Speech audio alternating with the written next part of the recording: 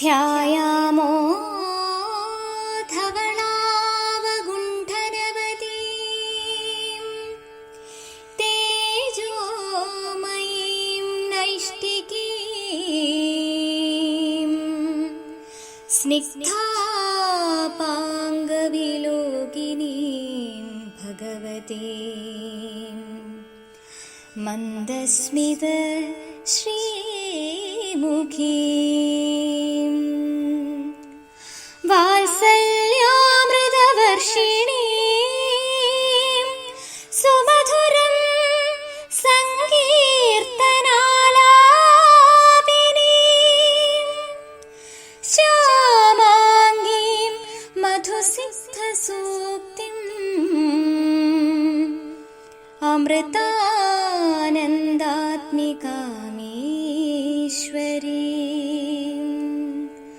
अमृतानन्दात्मिकामीश्वरीम् अमृतानन्दात्मिकामीश्वरीम्. Once again, on behalf of Amrita Darshanam International Center for Spiritual Studies, Amritapuri campus, I welcome you all to the online summit conducted as a part of the commencement of the online certificate course, Essence of Hinduism. Essence of Hinduism is a 4-week premier course designed to lighten ourselves on the essentials of Sanatana Dharma. So, without much delay, let us dive into our special lecture session of the course. To officially welcome the speaker, Dr. Balakrishnan Shankar, I invite Sri Suraj Rajendran, Faculty Associate, Amrita Darshanam. Over to you, Surajji. Namaste all. My name is Suraj Rajendran from the Department of Amrita Darshanam. I'm profoundly honored to welcome and introduce our chief guest, or our guest of honor, Dr. Balakrishnan Shankar. He's serving as the Dean at Value Division in Amrita. He also serves Amritapuri campus as the Dean of School of Engineering, and he received his PhD from University of Texas, Austin, USA, and his research interest as an engineer includes material science. Though he's an engineer by graduation, Balasar is an active member in INDIC area. Now he has presented various papers. He has presented, and he has motivated many of our youngsters in the field of INDIC studies to explore more about Sanatana Dharma and more about the Indian culture. And without a delay, it is. Let me just welcome Bala sir to this event, and I welcome all the participants to this special session as part of a Essence of Hinduism course. And over to you, Bala sir. Let's start with a small prayer. Mukam karoti vachalam pangum langayate yat kripatamaham vande paramananda madhavam. Shriya Namah, Namah Shriya Namah. Namaste everybody. First of all, I would like to thank Amrita Darshanam for giving me this opportunity to come and talk to all of you. You've all joined in this online program for the essentials of Hinduism. And I was asked to talk to you about the connections between modern physics and Sanatana Dharma and Vedanta. And of course, until just a little while ago, I did not know that this is the first lecture that you are going to hear. I hope I don't scare you people away, because what I'm going to tell you today is quite difficult to understand, let alone accept. There is a lot of parallels between the conclusions reached by certain branches of modern physics and the ancient rishis of Sanatana Dharma. My task here is to show you the parallels and show you the similarities, and in fact, perhaps show you the identity between some of those statements. It's a very difficult task. First of all, it would have been much better if you were all here and we could actually talk to you in an offline mode. Then I can write on a piece of paper and keep talking to you and asking questions and do it in an interactive way. But it's not feasible now in this time. So we will, so I crave your indulgence. Please be patient with me when I go over some very difficult material. And also, I'll do one thing. I do ask questions in the middle.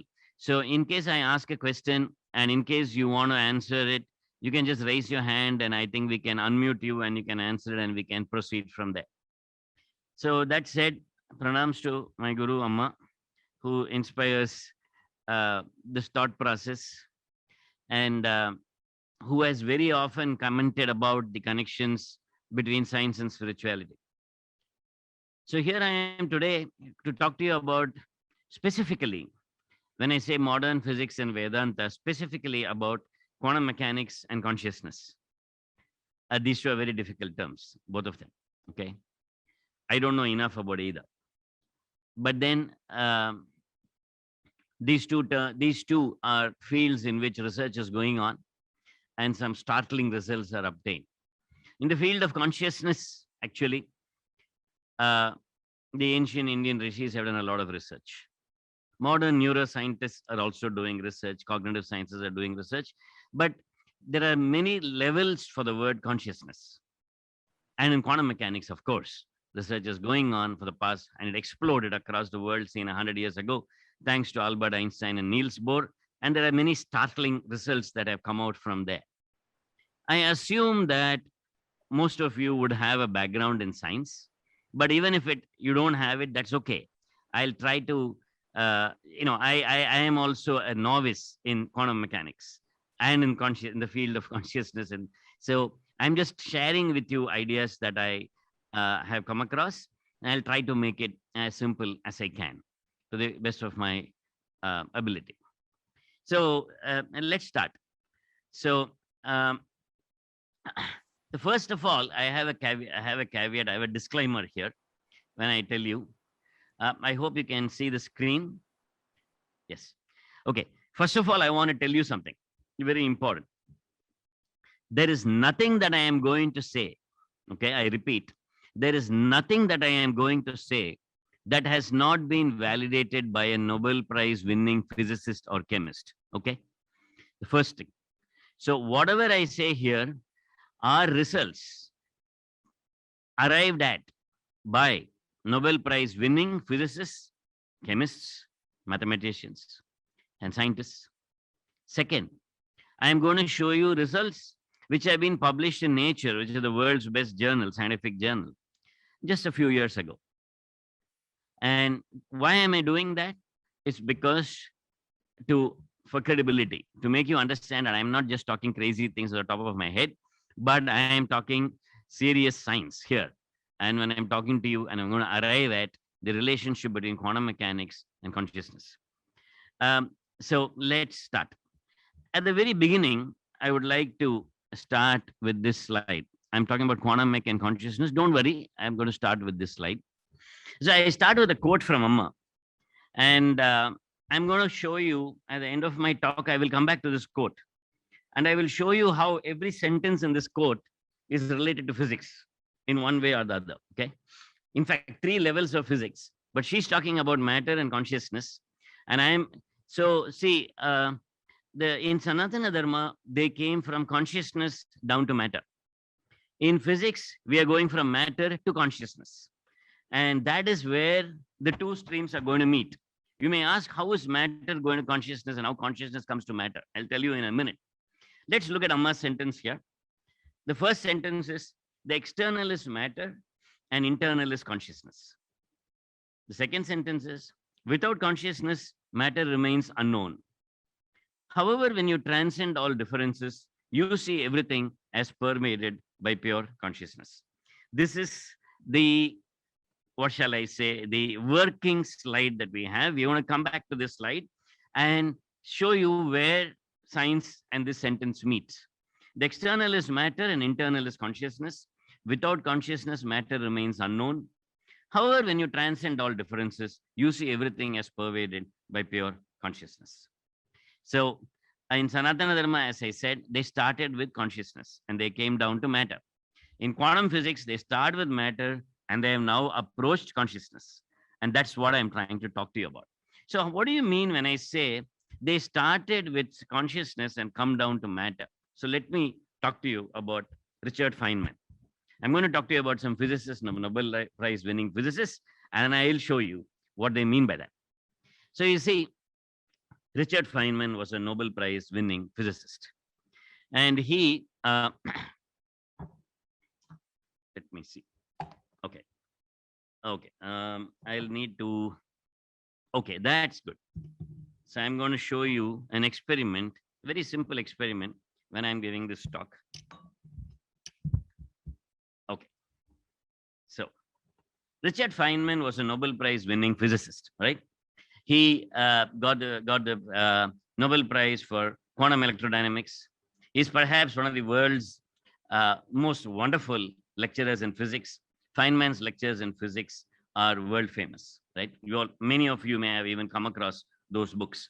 He's written wonderful books, and he was what shall I say, a die-hard physicist and an insatiable adventurer, questioning everything and everything until the very last moment. So that spirit of questioning is something that is common to both Sanatana Dharma and to physics. Question after question has to be asked. There is no dogma for you to believe, actually speaking, in Sanatana Dharma. It is pure analysis, and you go step by step until, and you have the freedom to question until you are satisfied with the answer. You have the freedom to question. And that is a very important point in both Sanatana Dharma, which nowadays is called Hinduism, and in modern physics. Because if you, that's what Feynman used to say, and the rishis too used to say that, right? It is better to have unanswered questions than unquestionable answers. Okay, it is better to have unanswered questions than unquestionable answers. I can't tell you this is the way it is, believe it. No, that's not what it is. That's not what Sanatana Dharma is. That's not what science is. But you have the right to ask questions after questions. And that is the beauty of both physics and Sanatana Dharma. So now, the problem is, though, very often what we've been taught, even in modern education, is the latter. We've been told things and we're asked to believe things. And I'm going to prove it to you. In the next few minutes, I'm going to prove to you that most of what we have learned and most of what we think is the common sense view of this world is false. I'm going to prove that to you. Most of what for example, you think that a particle can exist in only one point in space. You think that time has to move forward only in one direction, right? A particle cannot be in 2 points at space. You also think that science assumes that there is a world outside, independent of me, which I can observe and come to conclusions. So there are 3 assumptions here. 1, there is a world outside, independent of me, independent of the observer, which I analyze and I come to conclusions and I call it science, and I call that science. That's the very first assumption we make. Now you may say, obviously, isn't there a world outside? Hold on, just a minute, I'll come to you. Let me question that very assumption. Second, you have a world that is structured by 3-dimensional space and time. A particle can be only in one particular point in space, and time goes only in one direction from yesterday, today, tomorrow, right? As we know. And a particle cannot be in 2 points in space. And space is a 3-dimensional structure, and time is your 4th dimension to that. And mass of an object is, unchanging, etc., conservation of energy, etc. We're not going to there yet. Okay. Now I want to tell you this. In the past 100 years in physics, all these assumptions have been questioned. First point, there is a world outside independent of me. Even that has been questioned, and I'm coming to that in a minute. Second point, there is a 3-dimensional space-time network and a particle can be only in one point in space. That is also questioned. Third point, time moves only in one direction. That is also questioned. Our common sense views of space and time are wrong. We have an operational reality with which we are comfortable with, but behind this operational reality, if you look deep enough, it's not there what we think.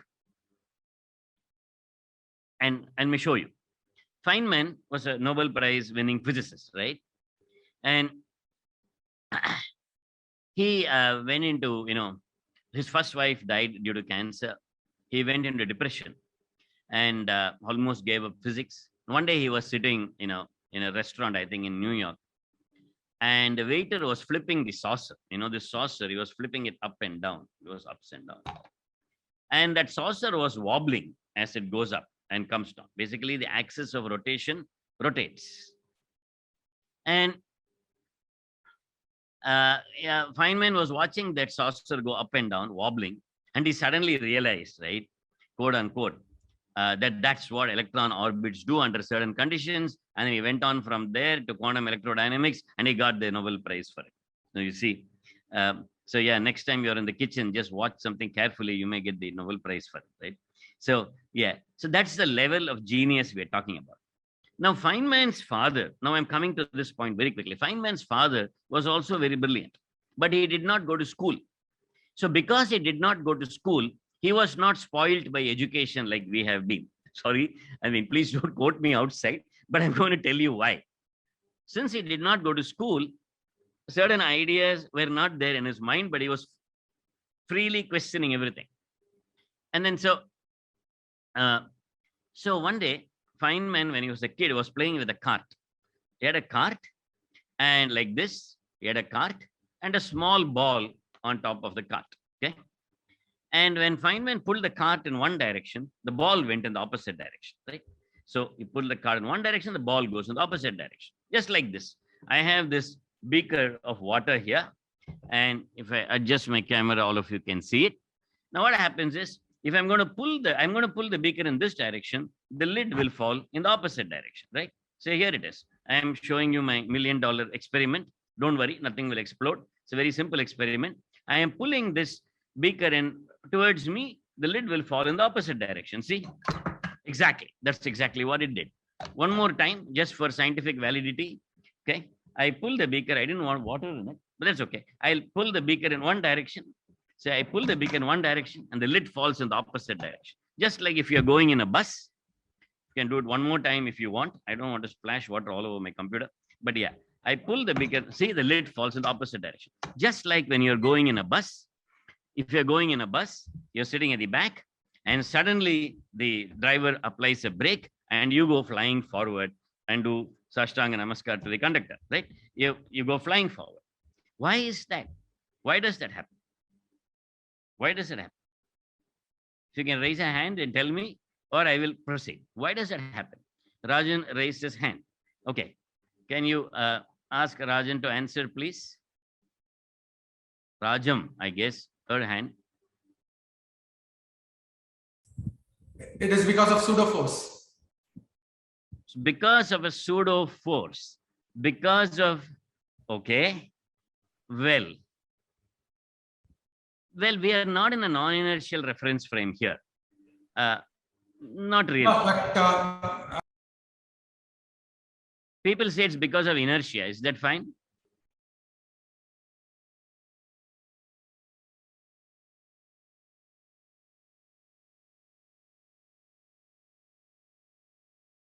Ask him. True. Yeah, True. I was Okay. muted. Okay. Okay. It is Inertia. true, inertia, Exactly. but it has been there's a force of, we call it pseudo force when it comes to applying this concept and solving problems. No, that's true. So non-inertial reference frame, what you're saying is right. But generally, let me stick with inertia. Okay. So because that is what Feynman and father discussed. I'm going back to the story. That's why. We'll come to your point a bit later. Okay.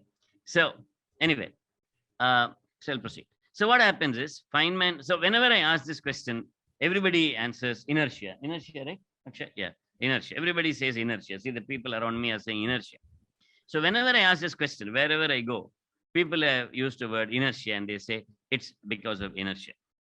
Now, the question is, so Feynman asked his father the same question. He said, Daddy, I have a cart with a ball on the top. When I pull the cart in one direction, the ball goes in the opposite direction. Why? That is what he asked. The father answered. The father is very brilliant. He answered, No one knows why, but people call it inertia. Look at the difference. Because what happens is when I ask why, some people say inertia, some people say pseudo force, as you said. Most people say inertia. But the question is not what you call it.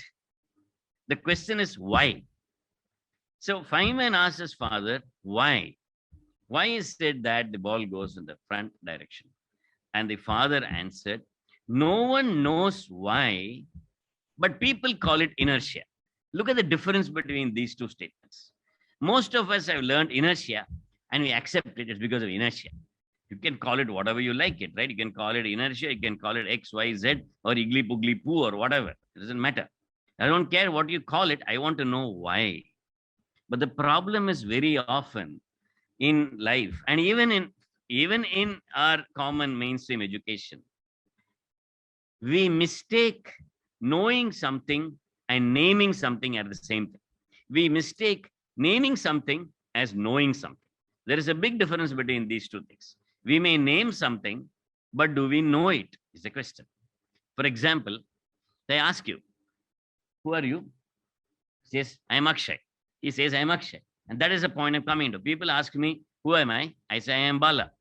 And that's the point I'm coming to. Naming something is not necessarily knowing something. So that is one very important thing we should understand. That very often we've been talked to about fine electrons, protons, this, that. In fact, even, for example, electron, the word electron. Feynman says that the electron is a very, very good theory. That's what he says. We all think that electrons exist, protons exist, and this and that. But Feynman says the electron is a very good theory. Yeah, there is a particle that if you has a particular E by M ratio, if you put it in a cloud chamber, it has a particular track, etc., etc., etc. But there could be a system of particles that acts that way. There could be something else acting that way. And we have deduced that there is a particle called it. Feynman says, I didn't say, says the electron is a very, very good theory, he says. But so there is a difference between naming something and knowing something. Now I come to the second point, and I'm going to proceed with that. You see, for example, if you take an atom, and you take an hydrogen atom, and you have an electron going around the hydrogen atom, and that this is a wrong model, but this is a general assumption that we have. And if you take the distance between, the nucleus and the first orbit, and if you compare it to the size of the electron, it's huge. Basically, if you have an hydrogen atom and the first electron is some point, as far as the electron is concerned, this distance is huge compared to itself. Basically, I mean, assuming an electron exists at a particular point in space. Basically, what I'm trying to say is an atom is mostly empty space, right? An atom is mostly empty space. An atom is mostly empty space, which means the atoms in my hand are mostly empty space. The atoms in this hand are also mostly empty space, okay? My head is also mostly empty space, but then everybody is too, okay? It's mostly empty space. But then if this is so, then why is it that I feel this repulsion? If this is mostly empty space and this is mostly empty space, where is this question of a surface coming up, right? If this table is mostly empty space, I am hitting on this table. It doesn't go through. My hand doesn't go through. I feel a surface. Why is that so? If you look at it with an electron microscope, you will see disjointed atoms. If you look at it even deeper, you will see, perhaps, you will see a lot of empty space. Why doesn't it go through? Because what really happens is we have this electron-electron repulsion. We are following Pauli's exclusion principle. We're actually going through Coulombic repulsion. Okay, 1/4πε0 Q1, Q2 over R square is what you're feeling. We are feeling a force. We are feeling a force of repulsion, which our mind interprets as a surface. Actually, if you look at it in an electron microscope or deeper, there's no surface. There's no continuous surface. Then what is this continuous surface that I am feeling? It is a force, which my mind has interpreted as a surface. So in reality, where does this surface exist? In reality, if you ask, where does the surface exist? It doesn't exist. It exists in the mind. What you are interpreting is, what you are experiencing is something else, and your mind interprets it in a different way. That's what I'm trying to say. Supposing, for example, my hand did not have, this organic skin and all that. Supposing I had a metal hand, this table would feel different, right? This would feel different. Supposing I had a different material for this and this feeling would feel different, right? So the very senses which I use condition the reality which I perceive naturally. For example, you're looking at me, you're using visible light to look at me. And supposing you use X-rays to look at me, what will you see? You'll see a skeleton, right? Talking, waving its hands and legs, and you will run away. If you use infrared rays to look at me, I will look like patches of, bright and dark. If you use gamma rays to look at me, I could die, right? So if you use the visible part of the electromagnetic spectrum, I look like this. So what is my real form? If I ask you what is my real form, in one form I look like this, okay? In another form I look like a skeleton, another form in infrared patches. What is my real form? The answer is there's no such thing. There is no such thing as a real form. It depends on what you use to see, isn't it? So that is the first thing to understand, that the world outside is not separated from perception. That is what we are coming to. And I'm going to take it one step further by showing you some experiments. The world outside, you cannot separate seeing and being. You cannot separate the experience and the experienced. You can't do that. If the act of experiencing affects what you're experiencing, then how would you ever know what the other thing is without your interference? Let's come to that in a minute. So anyway, I'm going to show you some interesting experiments. But before that, I'll come back to this slide in a minute. I show you some slides here. On the top are some great scientists of consciousness, and the bottom there are great scientists of physics. Top you have Swami Vivekananda, Adi Shankara, and Ramana Maharshi. Down you have, of course, Einstein, Niels Bohr, and Schrodinger. I'm going to use Niels Bohr and Einstein. I mean, pretty much their debates are famous, and I'm going to use several of their statements here in what I'm going to tell you. And I'll come back to the top row. I'm going to come back to the top row at the end of my talk. These are the bottom line. I call them, bottom line are physical scientists, and the top are some of our great spiritual scientists. So, okay, the next I'm going to talk to you now about the double slit experiment, which talks about whether about waves and particles. So I'm going to assume that several of you may not know, this may not have a science background or all this. So I'm going to start from elementary points. So if you are already familiar with it, please bear with me for explaining to you things that you already know. Now, supposing I have a swimming pool, right? And supposing I throw a stone in a swimming pool, you will find ripples coming out, right? You will find ripples coming out. Now, and those are waves. So waves coming out from that point. You throw a stone into a swimming pool or a lake, and you find ripples coming out. Now I take a second stone and throw it. I find a second set of ripples coming out, right? Now what's going to happen is one set of ripples is going to talk to the other set of ripples, right? And one wave is coming out this way, one wave is coming this way. So one wave is going to talk to the other wave. Where the top of one wave talks to the top of the other wave, I get twice in this direction, right? My amplitude increases in this direction. Where the bottom of a wave talks to a bottom of another wave, I get in this direction. I'm going down in this direction, twice in this direction. Where the top of one wave talks to the bottom of another, I cancel out, okay? So this is what I call constructive and destructive interference. You may have read about this in school and all that stuff. So basically they had a light bulb and they had a screen just like this. What do you see in the screen? Instead of an electron source, I'm going to have it as a light source. And I have a screen in the middle and I have a partition. they put a light beam and you have, you get a ping, you get an illuminated area on the screen behind you. But now what they did was they used two slits. They used two slits and use the light beam from here. Instead of, don't worry about the electron source, I'm going to talk about the light source first. They use, I'm going to now think that it is a light source, not an electron source. Okay, they use a light source. Again, when they use two slits, again, light goes from both these slits and you get an interference pattern, because just like the wave coming through one slit talks to the wave coming through the other slit, and you get an interference pattern, just like your two stones, when you threw the two ripples, created an interference pattern on the swimming pool. I have two beams of light coming here through these two slits, interfering with each other and forming alternate dark and bright fringes. We've studied about all that. So that's how they demonstrated that light was a wave. A wave is basically can be in two places at the same time.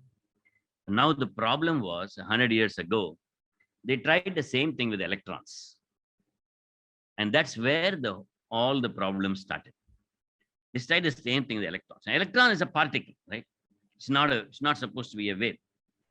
And we assume a particle exists in one point in space, right? Not like a wave, which can be in 2 points in space.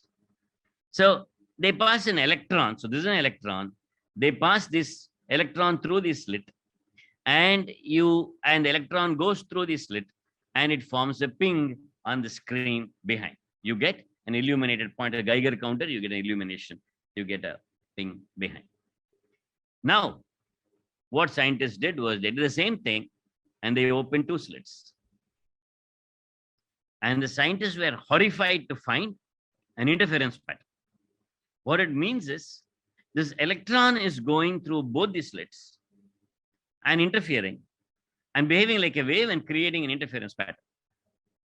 And that was pretty hard for physicists to digest, because they did not realize at that time that lambda equals h over mv and all that stuff that we've studied, matter waves and all that, they did not know at that time. So here we have electrons going through two slits and interfering with each other and behaving like waves. So that itself was very puzzling. So they decided to use only one electron at a time. In fact, there are YouTube things on that you can show. They decided to use only one electron at a time. So I go back to my previous slide. So they used only one electron. So they used only one electron and they opened one slit. They got the ping, an illumination on the screen behind. And using just one electron, they now opened. So they thought electron is like behaving like a particle. Now they opened using only one electron. They opened both slits, behaved like a wave. What it means is that the same electron, I'm not even talking about two particles here, I'm talking about the same electron. The same electron went through both the slits simultaneously, interfered with itself, and created an interference pattern. The same electron went through both the slits simultaneously, interfered with itself, and created an interference pattern. Now, how do you mean the same electron goes through two slits simultaneously? How is that possible? For example, if I have two windows open and I throw pebbles out of the window, right? I keep throwing pebbles. I throw a pebble out of one window. I have two windows, one on the left, one on the right. I throw a pebble in the left window, then I throw a pebble out of the right window, then again in the left window, again in the right window. I look up and I expect to see a heap of pebbles near the left and a heap of pebbles near the right window. I don't expect to see an interference pattern on the other side. Now, if I throw only one pebble through a window, I certainly don't expect to see an interference pattern on the other side. I expect to see only one pebble on the other side in one point in space. What do you mean by saying one electron went through both the slits at the same time? It's like saying that I walked into this room through this door and that door at the same time. A particle existing in 2 points in space. That itself was a major problem for physicists. And they had to redo their concept of particle. And that's how they came to wave-particle duality. And, de Broglie came up with everything has a wavelength associated with it. I have a wavelength associated with me. This cup in front of me has, you have, etc., etc., etc. And if you take the probability, so no longer do they talk about an electron being in 1 point in space, they talk about probabilities. The electron is most probably here. That's how you get your 1s, 2s, and all these orbitals. An electron is most probably here. The region of maximum probability is what you're talking about nowadays when you want to talk about an electron. But actually, that probability applies to big objects also. It applies to me also. There is a wave function. I mean, my wave function is highest in this point. So the 99.999999% probability that I'm only here, but there is a finite probability elsewhere too. But in our operational world, because Planck's constant is so small compared to the mass that we have, all these quantum effects are obliterated. And we have a simple common sense world in which one particle is there only one point in time, etc., etc., etc. So you have the same electron going through both these slits. I'll come back to you. Somebody has raised a hand. Let me just finish. I'll come back to you. So, and the same electron going through both the slits and forming an interference pattern at the other side. So this was very difficult for physicists to accept. So they decided to do something. They wanted to know what exactly is the electron doing. Is it a particle? Is it a wave? And what exactly is it doing? So they decided to fool the electron. So what they decided to do was they decided to do this. They'll keep both the slits open and they pass the electron, but they keep a particle detector. See this man there standing there? He is a particle detector. They keep a particle detector there to find through which slit the electron actually came. This is the question they asked. So I opened two slits and I put a particle detector. Now, let me go back to the initial curve. So if I have only one slit open, basically what it means is, if I have one slit open, I get a particle. I have two slits open, I get a wave. Okay. Already I have told you something which is very mysterious. In fact, Feynman is one of the first people to ask this question. There is the unsolved mystery of quantum mechanics lies behind this. I'll tell you the question right now. So, first question. First thing is, if I have one slit open, it behaves like a particle. I have two slits open, it behaves like a wave. So these people wanted to put a particle detector here and see what happens. They kept two slits open and then they put a particle detector. Okay. So now we know that if I have one slit, it behaves like a particle. If you have two slits, it behaves like a wave. So they kept two slits open and they put a particle detector. But the moment they put a particle detector there, the electron went back and behaved like a particle and not like a wave. And this particle detector was not doing anything. It was only observing. So the first question, the first thing is, when you use a single slit, it behaves like a particle. When you use two slits, it behaves like a wave. Feynman was one of the first persons to ask this. There's $1 million mystery hidden here. Is Feynman asked this question. If you go through one slit, it behaves like a particle. If it goes through two slits, it behaves like a, if you open the other slit, it behaves like the wave. So Feynman asked this question. I didn't ask, Feynman asked this question. He asked this question. How the hell did the electron know that the other slit was open? That's the question. That's the question. The first slit is open, it's a particle. Second slit is open. It says, oh, you open another slit, so I should behave like a wave. Why didn't it continue to go through the same slit and behave like a particle? How is it that it responded to you? How the hell did the electron know that you opened the other slit? Is the observer affecting the experiment? And that is what quantum mechanics came to. Is the observer affecting the experiment? So that is why they did this. They did this experiment. They took the same electron, they passed it through slits, and they put a particle detector. The moment they put a particle detector, it went back and behaved like a particle. And this was too much for people to swallow. They said, what is this? How can an electron know what you want it to do? It was as if the observer was affecting the experiment. And then they went ahead one more. That is called delayed choice. So this is a question. Is the observer affecting the experiment? Now, what do you mean? That's what quantum mechanics is saying. The observer. Now, results using electrons have been established. Results using bigger particles have been established. Molecules have been established. Even recently published by Australian scientists in Nature. Recently, you can check on Google, on YouTube. It's there. The observer seems to affect the experiment. If the observer affects the experiment, you know what that means? It means there is no world outside independent of you to observe. So basically, I drop a ball. and I measure g, acceleration due to gravity, g is 9.8 meters per second square. Now, is it 9.8 meters per second square because it is 9.8 meters per second square? Or is it 9.8 meters per second square because I observed it? That's the problem. Is if my observation is affecting the property of what I'm measuring, how on earth would I know what the real thing is? That's the first question. Right? For example, I'm saying this color is gray. To you, I think it'll appear yellow, but it's gray. So is this gray because it is gray, or because I am seeing it, it is gray? Where do you separate the observer and the experiment if the observer is affecting the experiment? So if the observer is affecting the experiment, is there, how do I know the reality of the world decoupled from my interference? That's the first question. Second question, is there a world outside really decoupled from my experiment? Where do I separate seeing and being? That's the second question. So anyway, coming back. So in fact, this was so puzzling. Even Einstein could not accept this. Okay. And is the observer affecting the experiment? And I'm coming to this. So these people, they did something, Feynman's PhD advisor was Wheeler. And Wheeler comes up with something called delayed choice. I don't know if I have it here. So this is what Feynman says is a central mystery of quantum mechanics. Is the observer affecting the experiment? And there's something called delayed choice, but I will come to that in exactly. So anyway, okay, so Einstein could not swallow this. And I'm coming to Vedanta in just a second.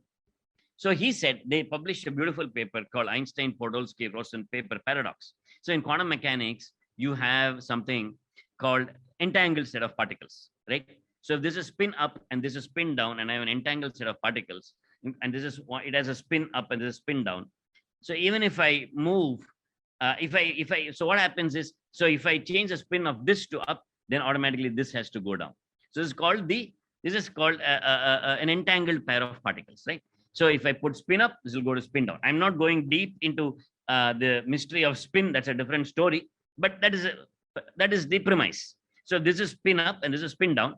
So if I do the spin down, this automatically has to go to spin up, okay? Because they have to be opposite. So Einstein said, no, this is wrong. It cannot be like that. And he suggested a thought experiment. He took two particles and he said, let us have a spin up and spin down particle.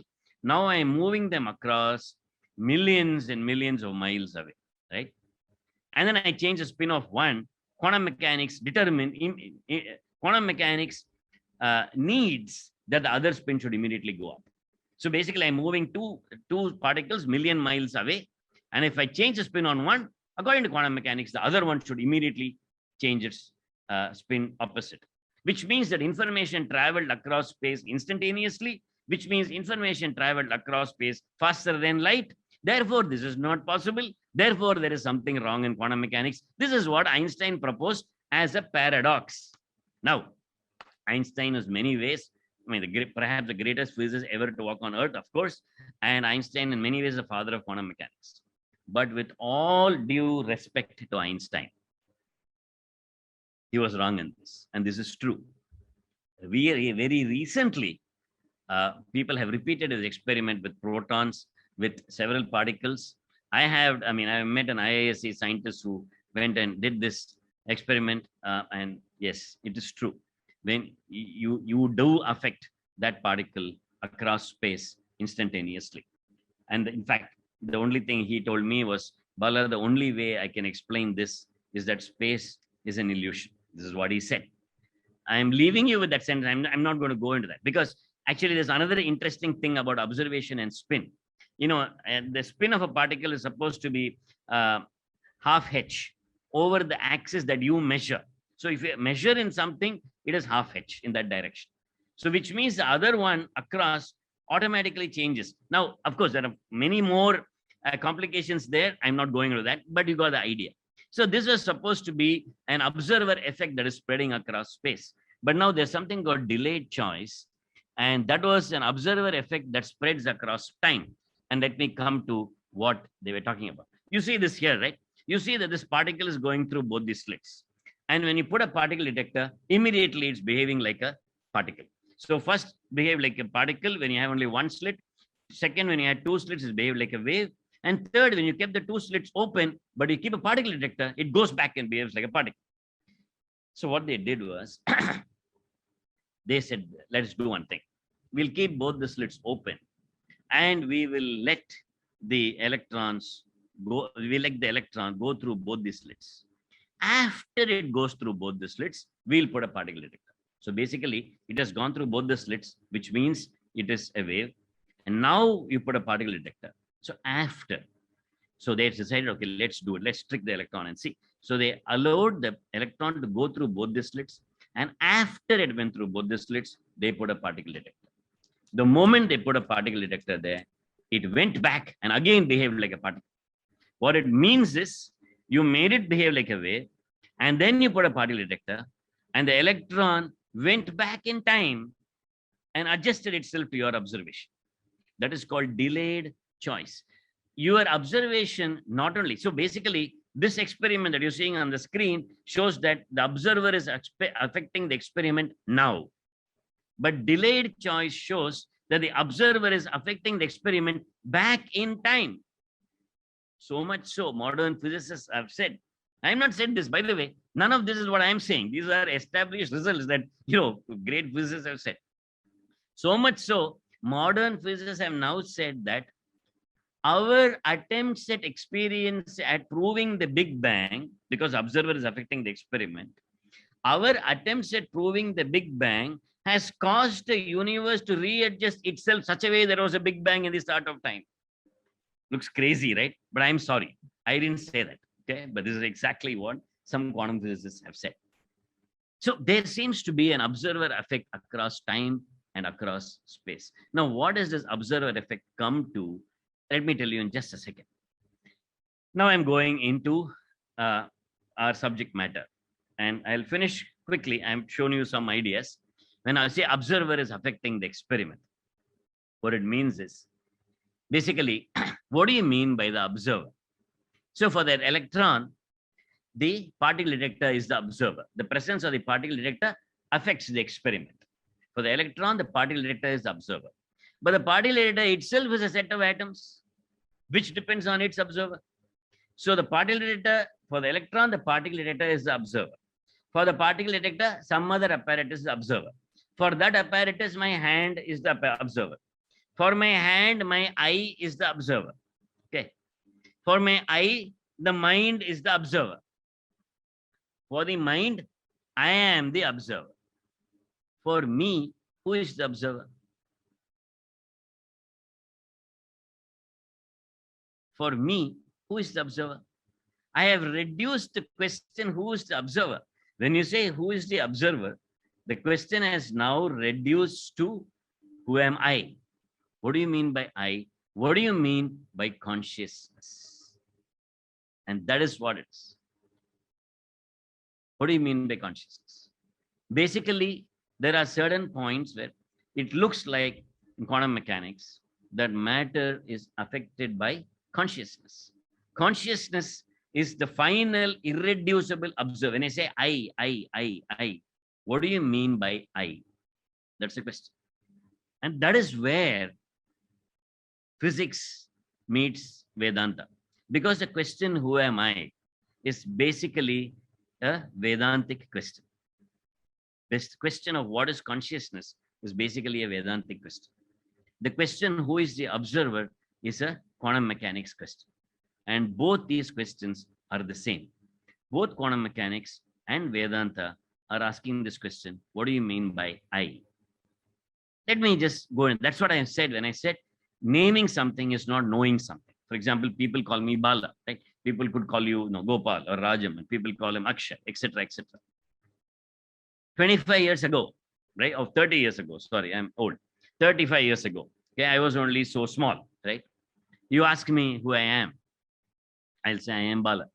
Now I have grown up, right? 3 feet in all directions. You ask me who am I still say I am Bala. I don't say I am Bala plus 3 feet in height or width, right? My body has changed completely. But this I seems to be a constant, correct?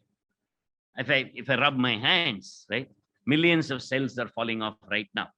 But the I seems to be unaffected. I say I am Bala. I rub my hands. I have lost a million skin cells. I continue to say I am Bala. I don't say I am Bala minus a million skin cells. The change in the body has not affected the I. Similarly, the change in I may have been very happy yesterday. I may be very sad today. I may be very sad yesterday. I may be you are all very happy yesterday, thinking there'll be a good talk. Now you are very sad. You're wondering when I'm going to shut up. So I ask you who you are. You say I am Rajan, I am Ram, I am Krishna. You ask who am I now? Again, you say the same thing. You don't say I am Rajan minus happiness plus sorrow. You don't say that. The mind has changed. Your emotions have changed. The I is a constant. Similarly, the intellect, right? 25 years ago, I did not know anything in engineering or physics or whatever. Now also, I don't know much, but let's assume I do. So 25 years ago, I didn't know anything in quantum physics or mathematics or engineering. Now I know some amount of quantum physics and engineering. 25 years ago, you ask me who I am, I'll say I am Bala. Now also I'll say, I don't say I am Bala plus knowledge of, quantum mechanics or engineering or whatever. The intellect has changed, but the I remains a constant. It's like a cinema screen, right? On which, for example, it is an observer. It is an eternal observer. The I is an observer. For example, if I'm sitting in this room and people walk into this room, and after that people walk out, what does that mean? It means that I was in the room before people came in, and it means that I am in the room after people go out. Basically, what it means is, for recording a change, you need something unchanging. Similarly, this consciousness seems to be the unchanging recorder, right? I have 3 feet body comes in, 4 feet body goes out, 5 feet body comes in, 6 feet body goes out, 10-year-old body comes in, 11-year-old body goes out, right? Happiness comes in, happiness goes out, sorrow comes in, sorrow goes out, life experiences come in, life experiences go out, right? New ideas come in, new ideas go out, but the I consciousness is unaffected. Who is recording? Who is this consciousness? What do you mean by consciousness? What do you mean by I? In fact, there is an experiment. There are now experiments where there are people, when they operated on the brain, there's an experiment, the person operating on the brain, and at the same time, his brain is getting operated upon, but at the same time, he's playing the guitar. Because they are removing some parts of the brain which are not monitoring his guitar and music, but he's still playing the guitar perfectly fine. So what does it show? That shows he's there. He's there. There's a consciousness there. There's a memory part there. There's an I which is seeing the guitar and which is playing it. If it was a function of the brain, then it would have been affected by this. So there is a recording consciousness there. So what is that nature of consciousness? And that is what Vedanta is talking about. And in fact, the only system of thought, that is, in modern physics, is saying the observer affects the experiment.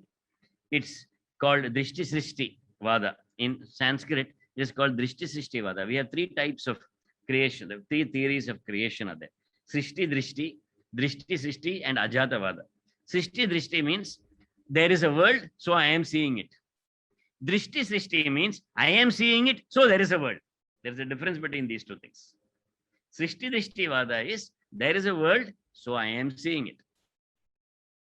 Drishti Srishti is I am seeing, therefore there is a world. Consciousness first, matter next. The first thing said, matter first, matter is a product of consciousness. But both modern quantum mechanics and Vedanta seem to be saying the opposite. No, consciousness first, the rest later. This affects that. The inside affects the outside. The outside is not what affects the inside. So anyway, so the only system of thought that, similar to modern physics, the only system of thought that said that the observer affects the experiment was Vedanta. It was Vedanta. It is there in the Upanishads. And, both Niels Bohr, Einstein too, Niels Bohr and Schrödinger were students of the Upanishads. They used to study the Upanishads. And in fact, Einstein says the only difference between you and me is an optical delusion of consciousness. Schrodinger was so amazed by the Upanishads. He loved the Upanishads so much and Vedanta so much. Schrodinger is pretty much the father of quantum mechanics. You all have heard of Schrodinger wave equation, right? That's how all this started. All this wave mechanics, wave equation, everything started. He liked the Upanishad so much, he named his pet dog as Atman, means a self or consciousness. His nickname for his pet dog was Atma, which is the self. So coming back, little bit more Vedanta, and then I will come back to physics. So the rishis not only say that there is an irreducible substratum behind this observed phenomena. So everything that belongs to the observed phenomena is not the observer. The observer is separate from the observed. The observer affects the observed. So I am observing my hand, so I am not the hand. I am observing this body, so I am not the body. I am observing this cup, so I am not the cup. I am observing this body, so I am not the body. I am observing my thoughts, I am not the thoughts. I am observing my ideas, I am not the ideas. But I cannot observe myself because I am an eternal subject. I am not an object to be observed. So Vedanta reduces us to an irreducible consciousness. But the rishis go one step further. And Amma says, like there is, okay, I'm going into a slightly different modality now, but Amma says like the difference, if you have one sun and you have 10 pots, and I have 10 pots, one pot is yellow, one pot is blue, one pot is green, one pot is violet.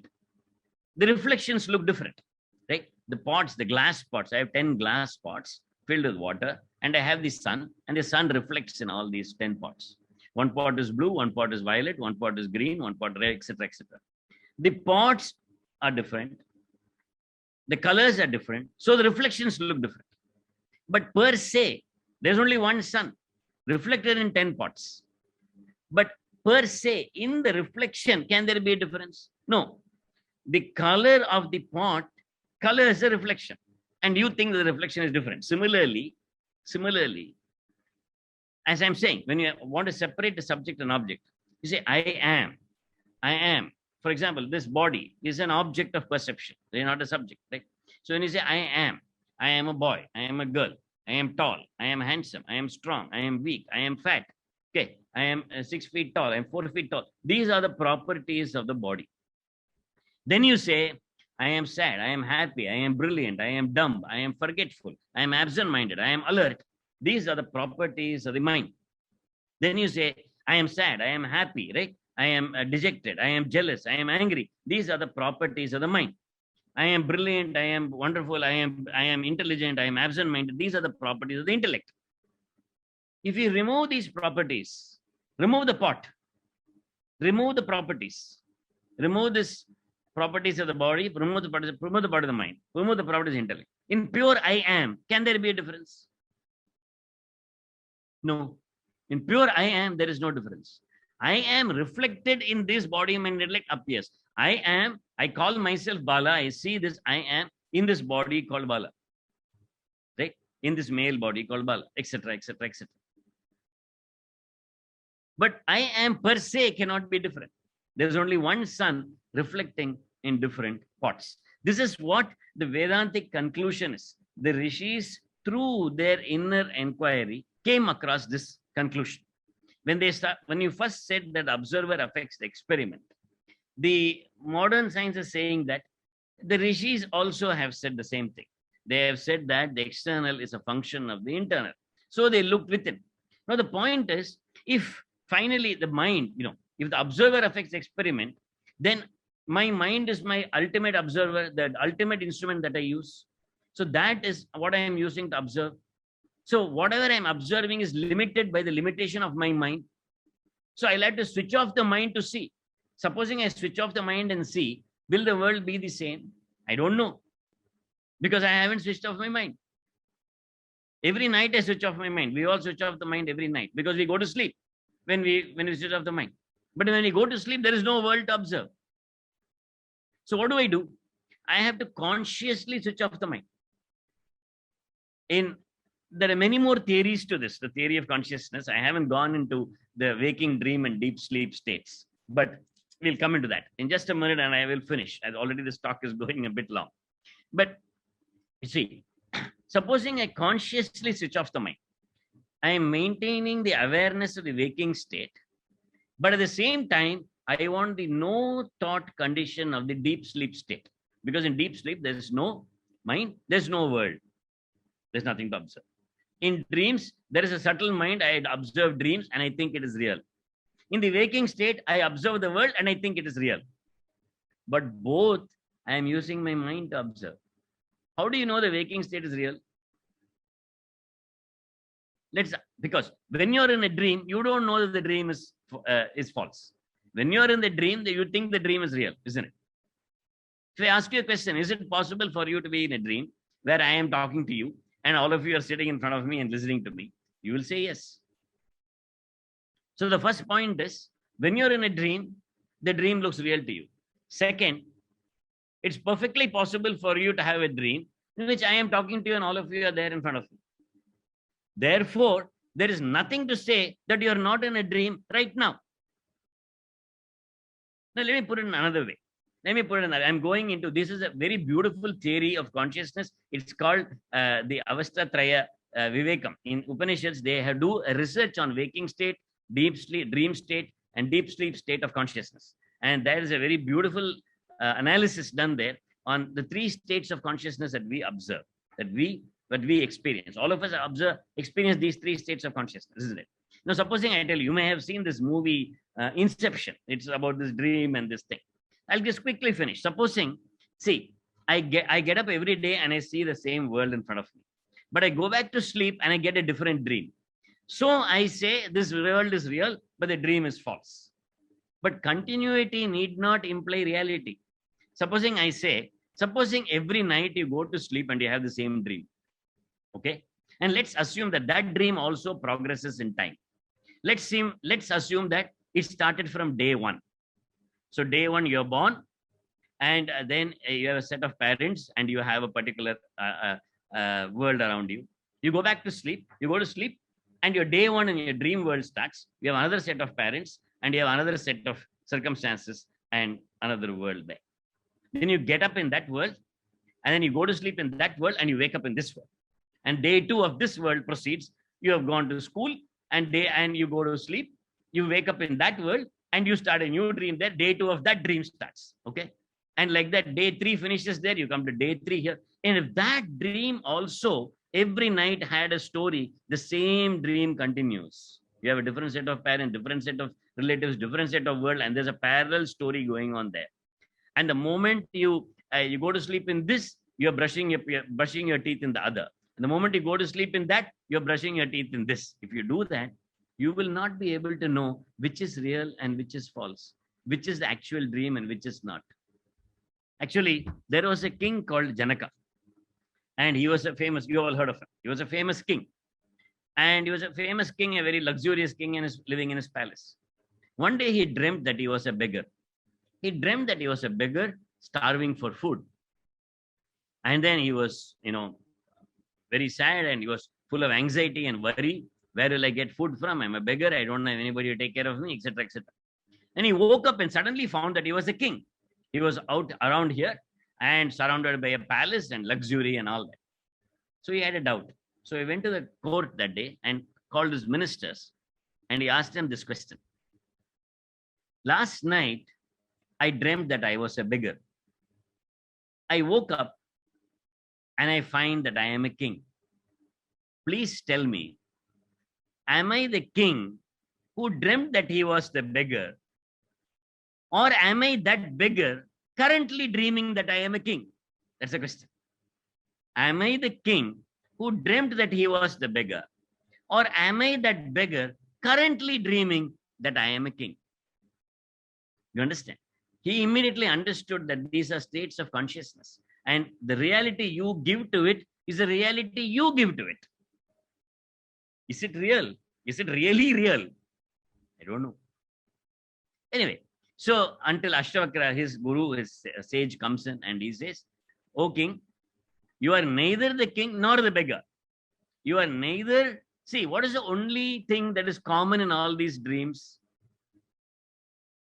You dream that you are a king, you dream you are beggar, you dream you're a student, you dream you are this, you dream. The only common in all that is you, isn't it? The dreamer, the I, the self, consciousness. So when he asks this question, am I the king who dreams that I'm a beggar? Am I the king who dreamt that he was a beggar, or am I that beggar currently dreaming that I'm a king? The answer to that was, oh king, you are neither the king nor the beggar. You are the self, your pure nature is consciousness. And both this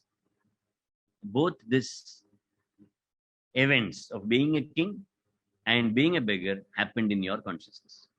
See, when you go for, supposing you have a dream and you go for a walk and you're dreaming that you're walking in a big park, right? You have a dream, and in the dream you're walking in a big park. You have mountains and rivers and elephants and all that in the big park. You walk many miles in your dream in that park, and then you wake up. Where exactly was that park situated? Where exactly was that huge space that you saw? It was within you, isn't it? If that is the case, why not the same argument be applied to the waking state? That is what the rishis said. This waking state also is a function of consciousness. Rather than saying that you are existing in time and space, they did the ulta. And they said time and space exist in you, which is consciousness. By you is not meant this Gopal or Ram or Bala waking state. No, that is not what is there. Because Bala or Ram or Gopal is not there in the deep sleep state. I call myself Bala now.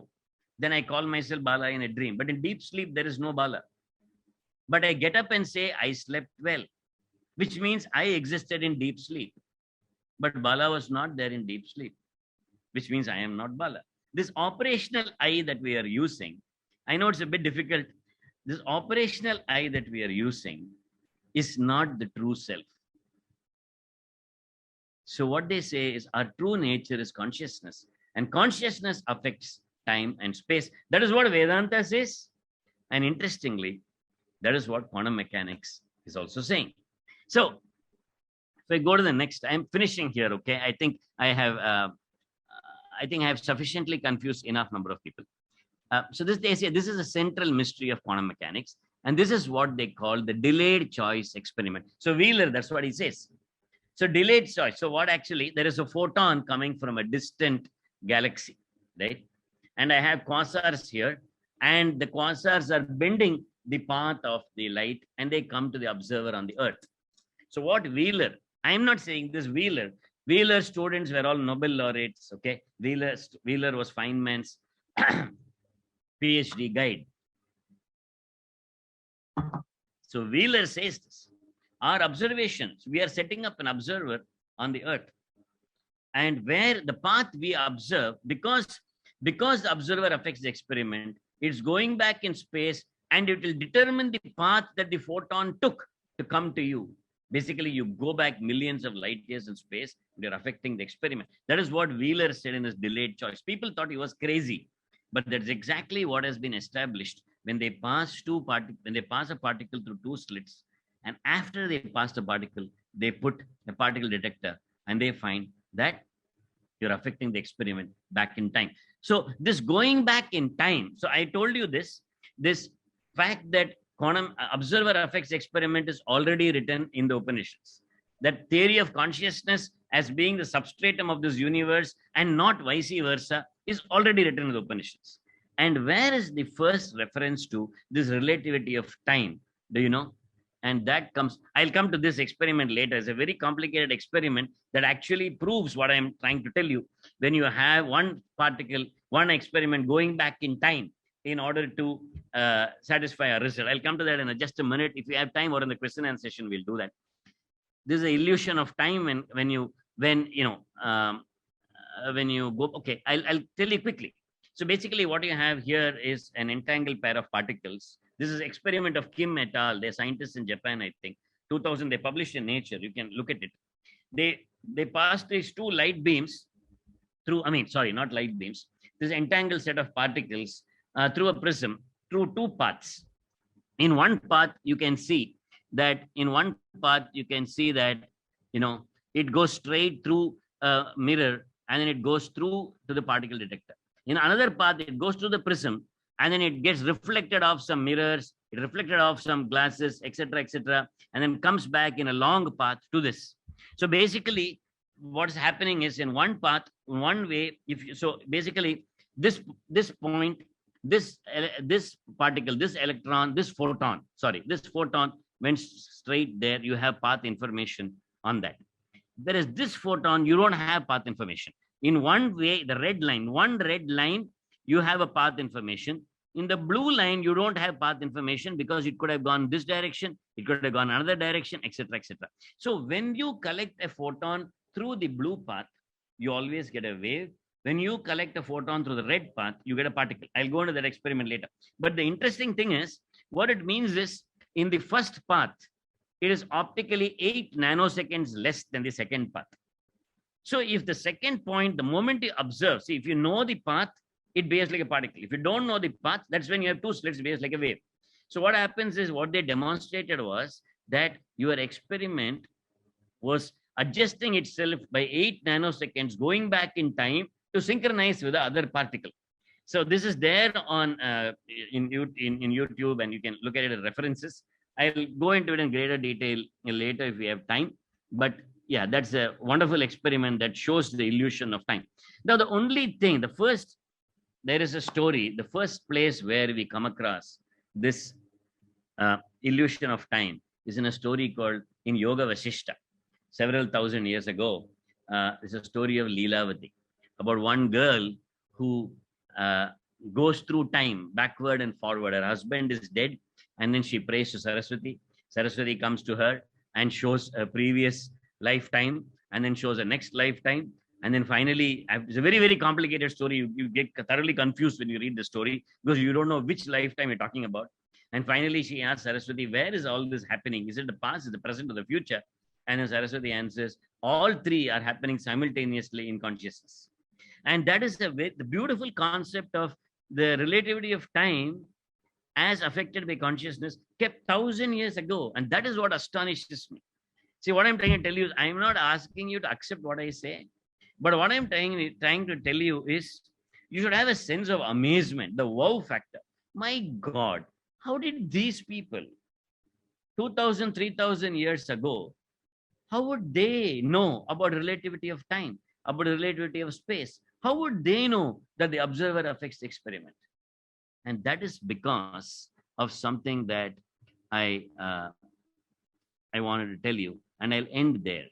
So I'll go back here to this slide where I'm talking about spiritual scientists. So I told you, our observation of the world depends on our mind.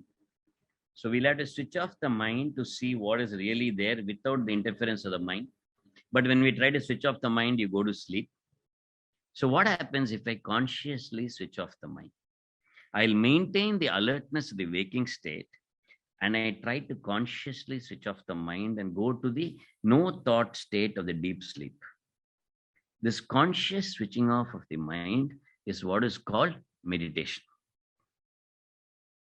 And it is an experiment actually in quantum mechanics, because you are now removing one layer of observer, isn't it? You're affecting the observer. Your mind is observer. You're trying to remove the observer and observe. It's a scientific experiment you're doing. And yet it's a spiritual experiment you're doing. So that is called meditation. And the rishis who meditate, who look within, have come up with the same conclusion, that there is only one consciousness permeating this universe, and this universe is a function of consciousness and not vice versa. The first person perhaps to very logically expound it, it's already there in the Vedas, already there in the Upanishads. The first person perhaps to very logically explain it, Shankara, who is the proponent of the Advaita theory, right? Another great person is Swami Vivekananda, who went to the West. He inspired Tesla. Swami Vivekananda inspired Nikola Tesla. Tesla met this young man, Swami Vivekananda, in a hotel in New York. That hotel is still there. It's called the Hotel New Yorker. Incidentally, when Amma goes to New York, she used to give programs there. And Swami Vivekananda inspired Tesla and talk to him about states beyond the mind. The third is the incomparable Ramana Maharshi. Ramana Maharshi, when he was 16 years old, he had a death experience in Madurai. He experienced himself dying. He experienced his body dying. And he felt, so this body is dead now, and they are going to go and burn it. But still, I feel I, unaffected by that, which means I am not this body, I am something else. And his mind spontaneously, he says, merged in the self. And he woke up from that experience as a self-realized being. And he went off to Tiruvannamalai and he became the world famous Ramana Maharshi. So this is pure experiments that they did. They switched off their minds, they looked within, and they came to the conclusion that consciousness is a substratum of this universe and not vice versa. We think now that there's a world outside and we are matter, and this matter has life and consciousness. No, it's a complete ulta. We are consciousness, and in consciousness, just like in your mind, the dream happens. In consciousness, this waking state is happening. So many fascinating theories are there. Even in quantum mechanics, you have theories of parallel worlds. When you have multiple answers to it, when you have multiple solutions to the same wave function. So Roger Penrose has said there could be parallel worlds. In Hinduism, you have parallel lokas. But ultimately, beyond all that, this ultimate theory of consciousness, that there is only one consciousness pervading this universe. And in fact, consciousness as substratum of the universe is something that both quantum mechanics and Vedanta are trying to say. And that is something amazing to me, because the depth attained by those rishis is amazing. And it's being corroborated today by people like Einstein and Niels Bohr and Schrodinger. I mean, like Nobel Light physicists. That is, I believe, that is the strongest connection between physics and Vedanta right there. And I end with this famous statement of Shankara when he says, who is the observer? And it's this very, very famous sloka. He says, Mano buddhi ahankara chittani naham, nacha stotra jihve nacha krana netre, nacha vyoma bhumir na tejo na vayu, chidananda rupam shivoham shivoham. I am not this mind, this body or intellect. I am not the ear, the senses, because these are all objects of perception. They are not the subject. I see my nose, therefore it's the object, not the subject. Right? I see the mind, therefore it's an object, not a subject. So I am not this mind, body, and intellect. I am not this eyes, ears. I am not this space. I am not time. I am not these five elements. Chidananda Rupam, Shivoham Shiva. I am consciousness. I am consciousness. And now I'll come to this last slide. Okay, this is what Schrodinger says. This is from Schrodinger's article. You see, previously, I started saying that Vedanta was scientific, but now it looks like science is Vedantic. What's happening is quantum mechanics is appearing more and more like Vedanta. I come back to my last slide. Remember, I started with this, and I want to show you something very interesting. I'll come back to this sentence, and this sentence may perhaps make more sense to you than it did in the beginning. The very first sentence is, the external is matter. Rama saying, the external is matter and internal is consciousness. This is basic physics, basic what we experience. That external is matter, internal is consciousness. This is basic common sense, normal experience, classical physics. The next sentence, without consciousness, matter remains unknown. What here Amma is saying is that consciousness is required to determine matter, not vice versa. The second sentence is quantum mechanics. The first sentence is classical physics. The external is matter and internal is consciousness. The second sentence, without consciousness, matter remains unknown. That is quantum mechanics. And the third sentence, however, when you transcend all differences, you see everything as permeated by pure consciousness. The third sentence is Vedanta, science has not yet come there. I believe that science one day will come there. The first two, we have already come. We have already come to the second sentence now. The third sentence is a conclusion of rishis, of self-realized Mahatmas who looked within and understood the truth. Self-realized Mahatmas like Amma, Ramana Maharshi, etc. Science is yet to come there. And I believe that it will come there one day. And I believe that this is the relationship between modern physics and Vedanta. And I believe that physics, modern physics, is only replaying what Vedanta did, and that through the science of consciousness, we are going to see a very, very happy marriage between science and spirituality. And in fact, we'll see that it is one. Amma says the Rishi, the scientist, is a Rishi whose laboratory is outside. The Rishi is a scientist whose laboratory is inside. My mind, when I do experiment with my mind and meditation and look for consciousness, I am basically doing an experiment. My lab is inside and consciousness inside. The resultant is enlightenment. Okay. So the resultant is realization, enlightenment. I do outside research. I do outside in a lab. The resultant is physics. I do inside research and the result is spirituality. So, Namaskar. This is what I have to share my thoughts with you. Once again, I came across this quote, and I was giving this talk to scientists in Bhopal and professors, and I was wondering what quote of Amma I could use. I opened the book and this hit me. So I immediately took this. This is a fantastic quote. It's from a book called From Amma's Heart. The external is matter and internal is consciousness. That is classical physics. Without consciousness, matter remains unknown, is quantum mechanics. However, when you transcend all differences, you see everything permeated by pure consciousness. That is Vedanta. And I feel that this year, that modern physics and science and Vedanta are going to are meeting already. And that is why modern scientists are studying Vedanta. And there are n other things to talk about, but we don't have the time. And so I will stop here. I hope I have communicated a little bit of what I understood. I hope I've communicated a little bit of what it is. At the least, I want all of us to have a sense of incredible awe and respect when it comes to the Indian spiritual tradition, because the ancient rishis, without any, experiments and external technology and apparatus, etc., seem to have arrived at the same conclusion that modern quantum physics have arrived at after years and years of research. Namaskar. And as one more thing, I have never used the word God in this lecture. I have never used the word religion in this lecture. I have never used any dogma in this lecture. This whole thing is a pure analytical process. And once again, I want to tell you, Sanatana Dharma is a science. It is a science that can be arrived at through pure analysis. Namaskar. Thank you, Amriteshwari Nama. Welcome to this course. I hope I have interested you enough. I hope I didn't scare you all, and I hope you don't run away. But if you have questions, please ask me, and we'll stop here.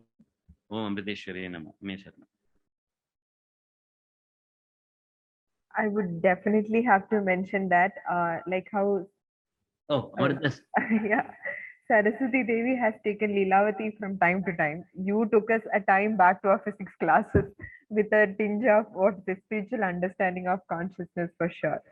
So right now we can take up 2-3 questions. Yeah, we'll take some questions. Yeah. So we have hand raises here. Sanjay ji, you can unmute and ask the question. No. Yes. Namaskar. Namaskar. Sir, I wanted to ask that if this means this session would be available recorded, so we can go through it again.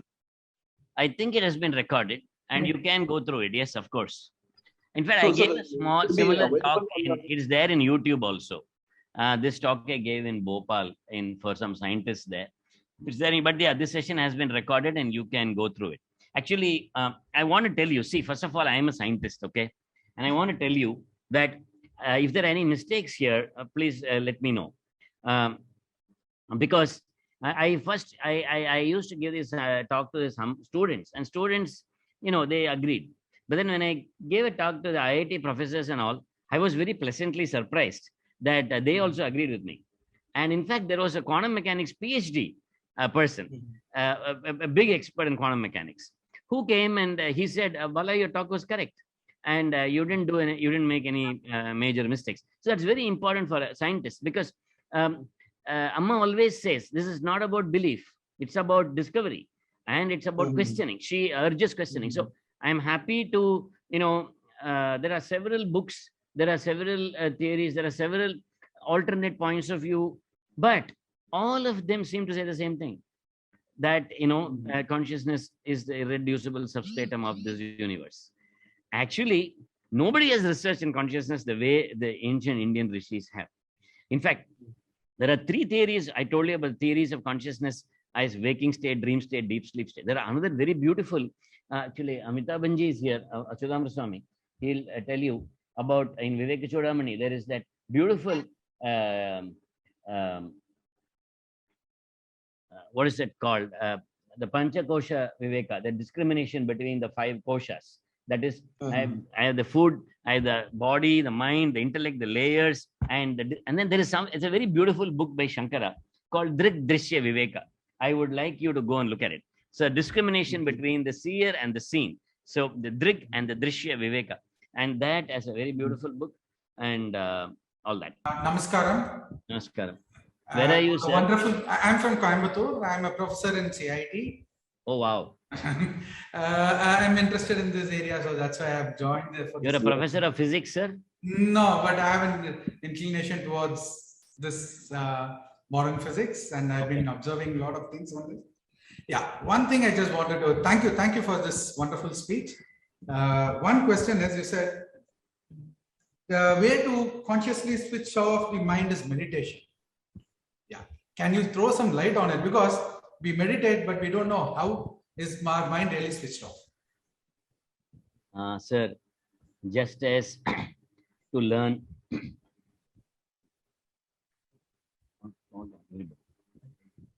1 minute, sir. I'm just getting something warm to do. Yeah. Sir, if you want to learn, I'm going to give you the honest answer to this question. And the honest answer to this question is, you have to approach a person who has switched off his mind and found out. Please tell me who has, someone who has done it. Please come to Amritapuri and meet Amma. Yeah, I've met her a couple of times, but No. I haven't spoken to her. No, not that way. Not that way.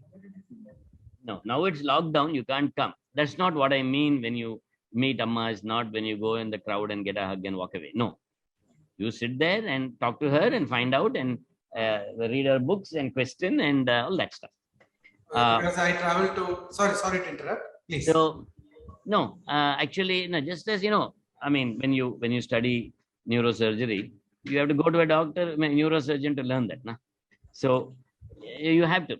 I cannot tell you this concept. I mean, I cannot give you a correct answer to that question because I have not managed to switch off my mind. But however, there are many attempts, and Amma gives a lot of methods. She taught a lot of methods, meditation. Then she gives mantra. She teaches many methods are there. So you should come and ask a person who switched off the mind and ask what to do. So Thank you. But there's another question to follow with this. Can I take up another question? Of course, please. Yeah. See, this boils down to identifying a nice guru, a perfect guru. Yes. End of the day. No, sir. No, it doesn't. It boils down to becoming the perfect disciple. When the question arises with intensity in ourselves, to be, okay, let me now switch gears. Because the self is, consciousness is the ultimate end product, which we are trying to understand and which our mind is trying to grasp. It is the substratum behind our mind also. So it is our true nature. So what you are seeking is your own true nature, but it is aware of your thoughts. So rather than go and see who is the perfect guru, let us become a perfect disciple first. Let the question of finding the truth increase in our mind to such an extent that other things become irrelevant. Then answer will come. So can I talk? Yes. Yes, sir. So you mean to say you become a proper disciple, the guru will come to you. Yeah. Experience a state beyond the mind, you will know that, sir. Actually, questions का direct answer थोड़ी आता है. No, I'm not asking for it. I'm not looking out for a direct answers. Are there some things like, yes, you have started to. Are they okay? Okay, you are asking me actually a question in the practice. Yeah. I am not qualified to answer that question, but I guess there are milestones on the path, and that is what I'm looking for. What are those milestones? compassion, peace, inner harmony, love, lack of restlessness in the mind, understanding the truth within, a lack of so much lack of, a reduction in anger, reduction in the dependence on outside objects, independence from the normal functionings of the mind, reduction in the number of asanas. These are the So milestones. detachment in life. Love and compassion, sir. Amma says that compassion is the start and the end of spiritual life. Okay. So the problem with detachment, I'm just sharing, okay?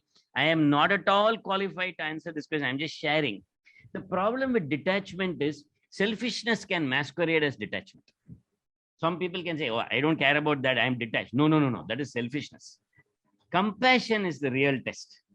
Because compassion, you cannot make a Taking others mistake. into your fold. Pardon me? Taking others also into your fold. Compassion. So Amma says that compassion is the start and end of spirituality, because the same self is in all. So compassion we feel, the more love we feel, we are coming closer to the truth that you and I are saying. But the more, so that is a more ready marker, milestone. And one more last question. I have studied about this double slit experiment. Coming back to the physics, out of interest, this double slit experiment, when there is an intelligent observer, the electrons behave like a particle. Is it because though the intelligent observer says he's not participating in the experiment, but he's a part of the experiment and he is influencing the electrons to behave like a particle? That's what quantum mechanics seems to be saying. The observer is affecting it. And when you say intelligent observer, finally, the observer is us, isn't it? And we are intelligence and intelligence, consciousness. So actually, I'll tell you something. Amma actually found a mistake in this talk. Okay. And she said, you cannot still, even in this plane, you cannot use the word consciousness. It's intelligence, which is still a function of the mind. Consciousness is one level beyond it. But yes, pretty much the observer is affecting the experiment. So intelligence is affecting. But then there is a big debate whether the reflected intelligence called the awareness is the true self, in the sense that I'm not going into, so that's too deep into Vedanta. I'm not going into that now. Achyutam Swami is near me. He's a scholar. This cannot be discussed in this way here, sir. That's a different session, but yeah. Yes, sir. Tell me. Okay. I think, but yes, sir, I would love to, you can send me messages. I would like to continue the discussion with you. But yeah, that's what quantum mechanics is saying, that intelligence is affecting matter. Yeah. Thanks for addressing my questions. Thanks a lot. Namaskar. Namaskar. Namaskar, sir. I am Namaskar. Dr. Sahani from Gwalior, Madhya Pradesh. Basically, I want one thing, one key point, takeaway message from you, just to remember every time. I have understood all the things, all your lectures, that was well organized and well knowledgeable, and it is related all the things. But one key point that I can remember all the time. Takeaway is that consciousness is a substratum, sir. That there is only one. Consciousness is a observer. Prajnanam Brahma is there is a Mahavakyam in Upanishads called Prajnanam Brahma, sir. That consciousness is the absolute. So that is the takeaway. Thank you for that. Yes, sir. I want to surrender. I have a problem in surrendering. I feel that I have not surrendered. How to know how to surrender? Whether we have to know how to surrender? What is the confusion is this? So when you follow your guru's words, sir, surrender will come. Thank you all. Thank you so much. Thank you for your time. So let us go to the wrapping up part. So everyone in this gathering, I'm very much sure that we had an immense passion and deep affection towards India, Indian culture, her belief system, history, scriptures, and her contribution in their own ways. And for such a fervent group, from the discussion I could see, a session on science and Vedanta really popped up colorful fireworks in us, I'm very sure. So moving on, as Lakshmi ji was mentioning, where can you find more answers So this essence of Hinduism has a lot of modules which would be giving you answers, many of the answers for the queries which you will be having in mind. And the details will be put in the chat box, the link where you can check for the registration, enrollment of the course, etc. And also it would be alive for 2 more days, the admission portal. Okay. So moving on, the details will be put in the chat box. You can please check there. And so towards the concluding part, the thank you note. So let me take the privilege in thanking our speaker, Professor Balakrishnan Shankar, and all who have joined us today. Sir, sincere thanks to you for the sea of wisdom and knowledge you showered us with during this amazing session, right from making us comfortable with the topic, quantum mechanics and consciousness, giving us demonstrations, examples, pinning on the unique feature of Sanatana Dharma, that is questioning, the act of questioning. This lecture certainly benefited all of us from the breadth of knowledge and from the depth of expertise you have got in concepts and consciousness. So giving it your time from your busy schedule really helped this program a success. Thank you so much, sir.